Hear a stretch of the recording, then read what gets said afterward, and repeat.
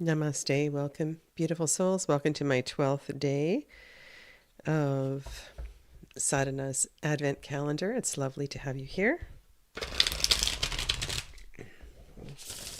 And I'm going to dive right into our reading for this 12th day of December 2025, 12/12. Just reflecting on 12/12. It's not a repeating number that we see very often. Occasionally, you'll see it just after noon or just after midnight on the clock. And we can build in many connections from the number 12. It is a 1. It is a 2. In a way, it is a 3. And in the tarot, we can also look at the major arcana associated with 12. But there's something, I think, hopeful about 1 and 2. It has a feeling to me of stepping onto the doorway. We have opened the door. The door is open and we stand there, ready to go forward. We're past the energy of the Fool. We have initiated something. And for those of you that associate 12/12 with 3, that makes sense as well too, because 3 is the next step where we begin to build. So this is a reading for the 12th day of the 12th month of the year 2025. And as we stand at this portal, this final numerological portal of 2025, may we catch a glimpse of what is waiting there for us, ready to dawn. And as always, I ask this message be in the highest for the greatest good, and that no harm be done. So be it.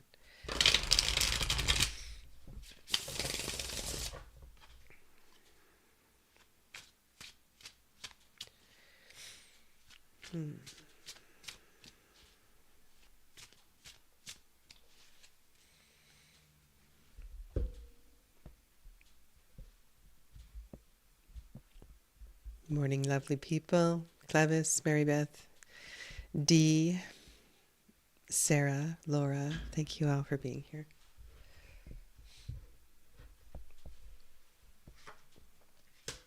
Let's put that there. Center of the table.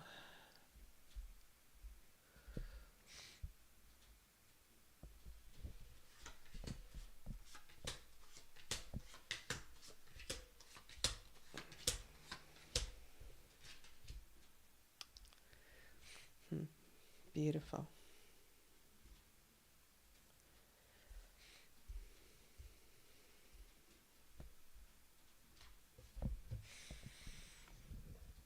The 21st Arcanum, the universe. Look at those beautiful lights in the sky, the snowy ground of the universe card of the Way Home Tarot.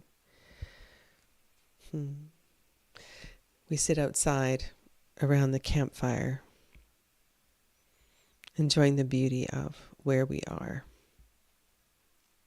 honoring exactly where we are, taking a good look around to see everyone that accompanies us, all that we have walked through, accomplished, experienced in this year. And I hope for all of you, somewhere there is a smile, a remembrance of something beautiful that you have wandered through in 2025.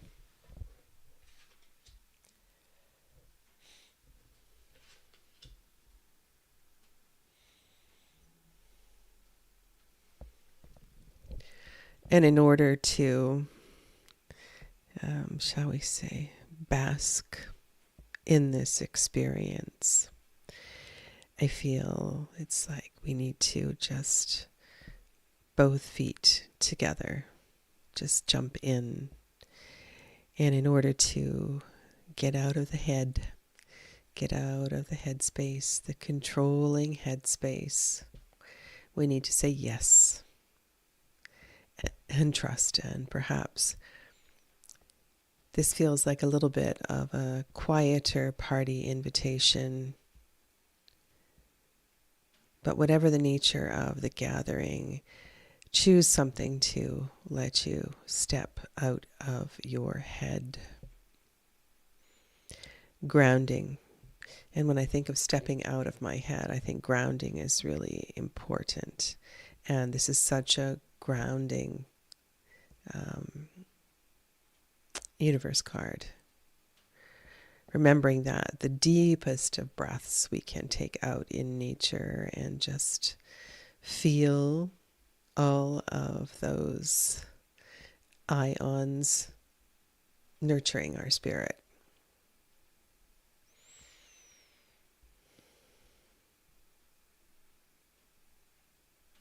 And then, once we find ourselves in a place of comfort and we have taken that exhale, then there may be a moment to reflect. Perhaps the cards below today reflect where we have come from and what we have learned.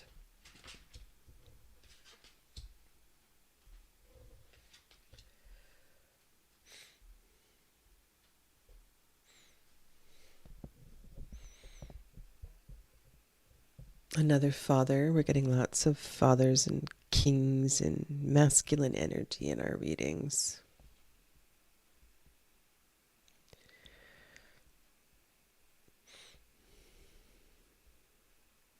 And it's such an interesting Nine of Swords in this deck. We have been wanting to let the smoke clear. We have been yearning to see clearly.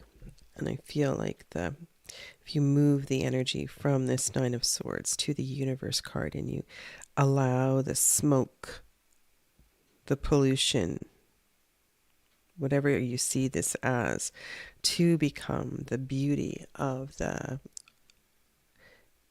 night sky, and to know that it is indeed dawning and this portal is opening for you. There's a very strong energy at the root that has been helping you do the work of clearing what you, I want to say, have been desiring to clear, have been building and growing to clear. The Father of Cups and the Empress have been working really hard to do the work.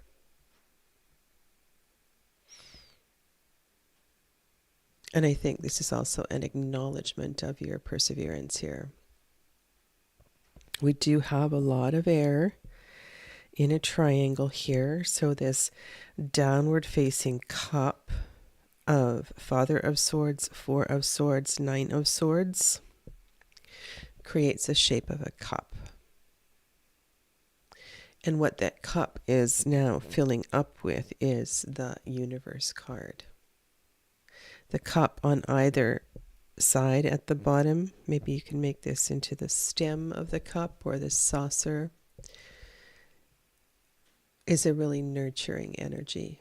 So know that what is building, what is growing, what is awakening here is indeed the energy of this Universe card.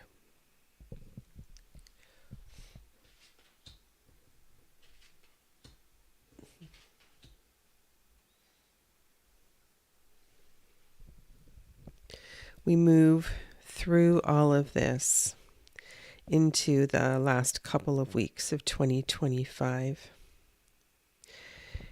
And we see the benefits of working with the energy of temperance in Sagittarius, of temperance as a commitment to a healthier lifestyle. Temperance And Seven of Pentacles as a honoring of just learning how to micromanage less and let life be. Let things develop the way they will develop. I don't have to have my hand in everything.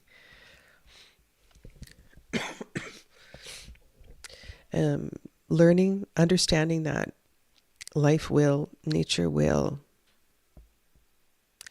And if I learn to step back and observe, so much can come my way. There's such a beauty in the dance of this particular Two of Cups that opens and I think awakens a new relationship with ourselves. And this is what we can look forward to. This is what is right there at the opening of this portal, is a lovely, harmonious couple of weeks ahead as we walk through these last steps of 2025.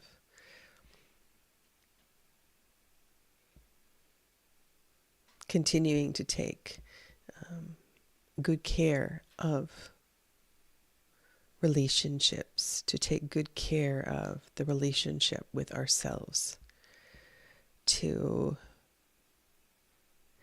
I feel like the Seven of Pentacles is one of those cards where we learn to say no and let that be a complete sentence. We just let life be. And that is such a great gift to ourselves. And I think that's a beautiful set of cards in terms of all of the readings we have done so far in these 12 days of Advent calendar. And I think this is a beautiful segue to what I wanted to talk about today, this Two of Cups card up here at the top. And this is something that you can do with the tarot, besides do a reading, which is the major theme of this Advent calendar 2025. And there are a lot of crafty things you can do, a lot of fun things. And I think it's really important to have fun with your tarot cards, your tarot deck. It is important to learn how to build a relationship with your tarot deck.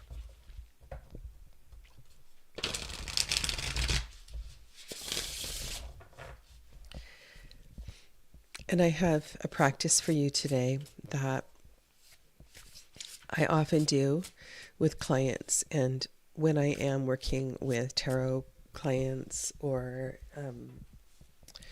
Reiki clients, just clients in general, there's always issues of the sacral chakra,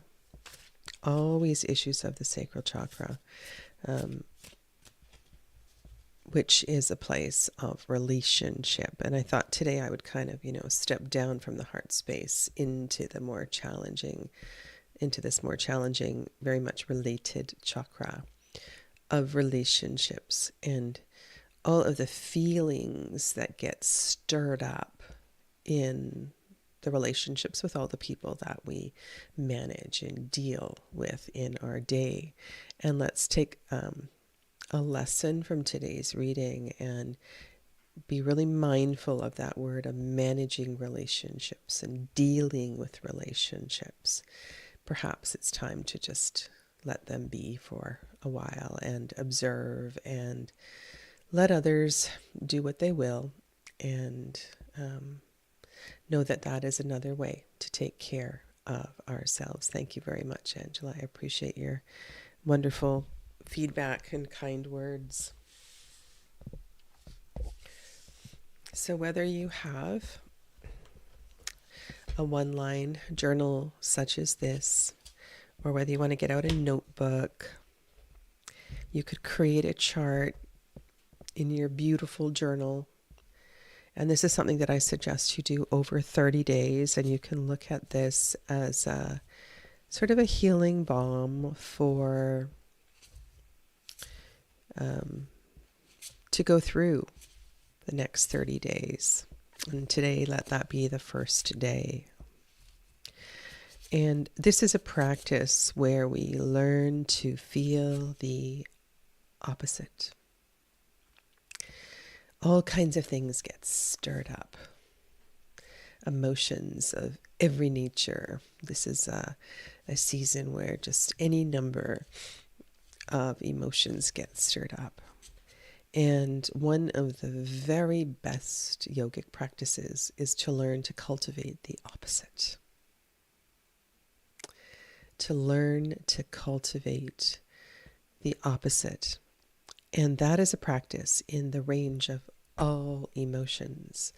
And what this practice does is it helps us to be less reactive. It helps us to be less reactive. It helps us to live life more calmly, to not be in the high highs and the low lows all the time. So this is very simple, and what I suggest you do is you can take quite a colorful deck or quite an emotional deck. Give it a good shuffle. And I am shuffling the most Swadhisthana chakra deck that I have. The one that deals with all the hard stuff of the sacral chakra. This is Tarot Avatara. If you've never seen this deck, you'll see one card from it today. It is based on the life of Frida Kahlo. It's by Gabby Angus West. And I spent quite a bit of time meandering through this deck. And it's funny, I've had a couple requests from clients to, let's work with this sadhana. This is such a big one, and I know that I am kind of ready to go here. Okay, so all we're going to do is turn over a card and say how I'm going to turn over this card and say how I feel. Okay, let's not. So I'm not going to speak in the third person. Turn over the card, say how you feel.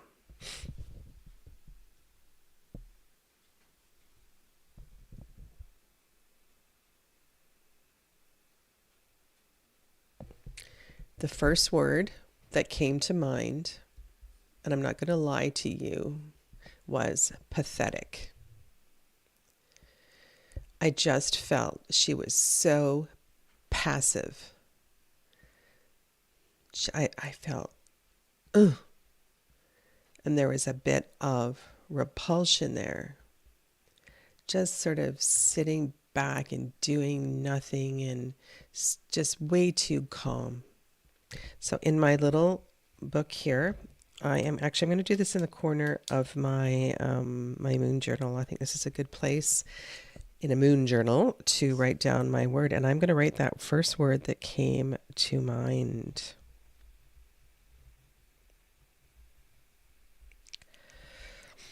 And this is a really interesting word for me to come up in light of the message that came through, which was to just sort of let life be. And this is certainly something that the High Priestess does. The High Priestess knows how to stand back and just observe.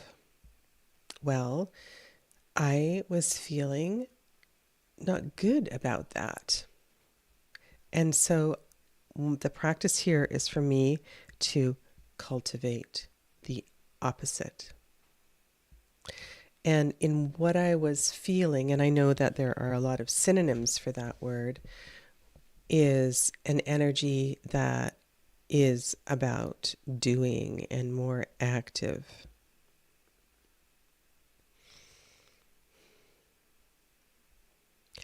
And, I've been doing this work for so long, I want to say something like respond mindfully. That's just too deep. I want one word to cultivate the opposite of pathetic. And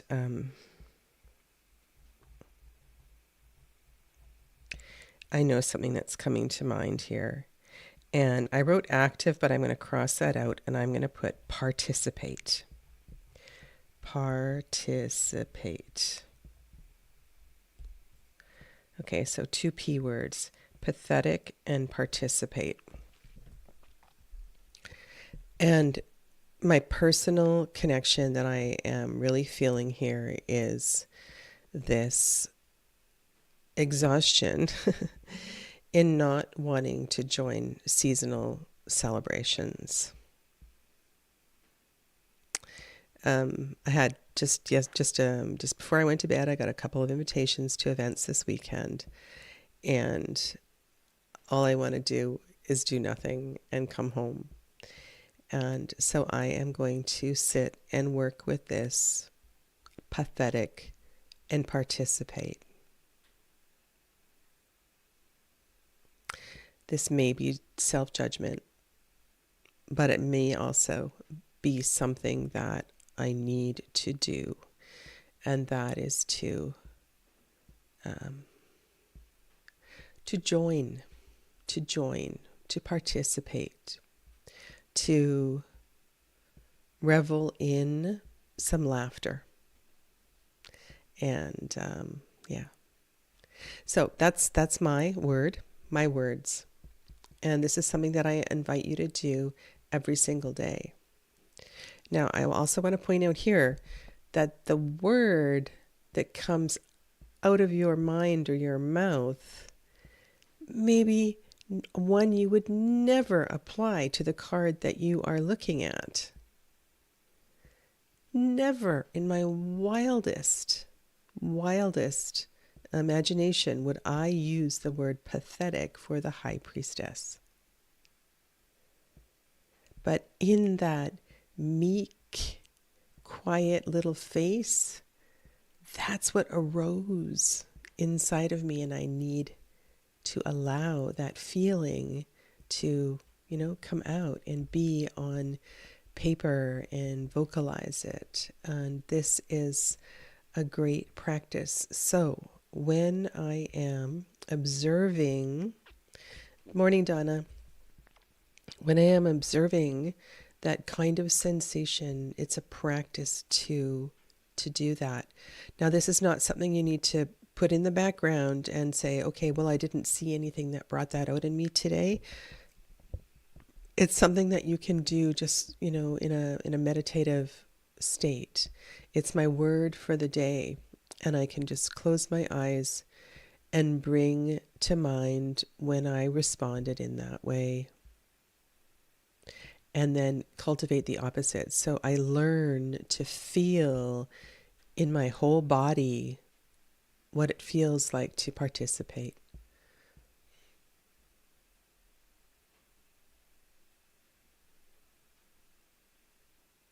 And then I go back and I cultivate pathetic.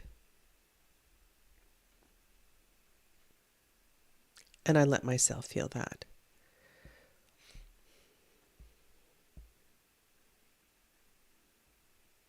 And I observe where I feel that. It's in my heart.